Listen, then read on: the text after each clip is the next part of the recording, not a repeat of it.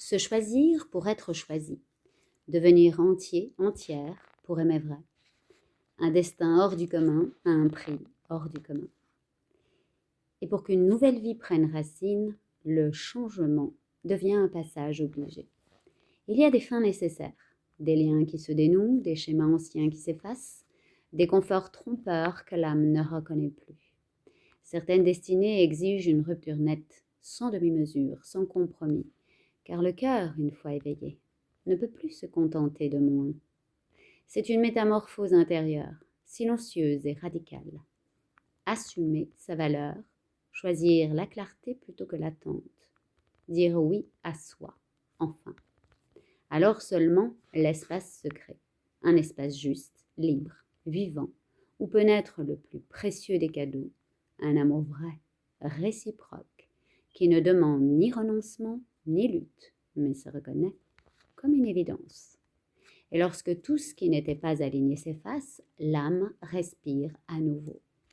Ce que l'on croyait être des pertes était en réalité une préparation. Chaque renoncement a ouvert un passage, chaque fin a affiné le cœur, car l'amour véritable ne naît pas dans le manque, ni dans l'attente, ni dans la peur de perdre. Il naît dans la vérité de l'être, dans la paix retrouvée avec soi-même. Lorsque l'on cesse de se trahir, la vie répond. Et ce qui arrive alors n'a plus besoin d'être forcé. Cela s'offre. L'amour réciproque devient possible non comme une quête, mais comme une reconnaissance. Deux âmes debout, libres, entières, se rencontrant sans se sauver, sans se retenir. Ainsi le plus grand cadeau du chemin n'est pas seulement d'aimer, mais de devenir capable de recevoir un amour à la hauteur de sa lumière. Quand tu te choisis enfin, l'âme cesse de se contracter. Tu n'as plus à forcer l'amour, il te reconnaît. Les peurs se taisent, les anciens liens se dissolvent, et le cœur s'ouvre sans effort.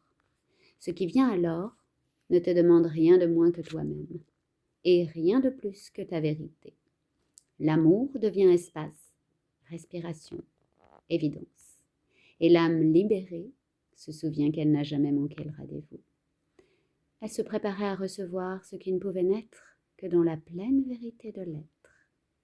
À toi qui t'es choisi, je te choisis, non par manque, non par peur, mais par reconnaissance. Deux êtres debout entiers, libres de se rencontrer. Je ne viens pas te compléter, je viens te rejoindre. Et dans cet espace clair, l'amour n'est plus une promesse, il est une présence. À toi, encore et toujours.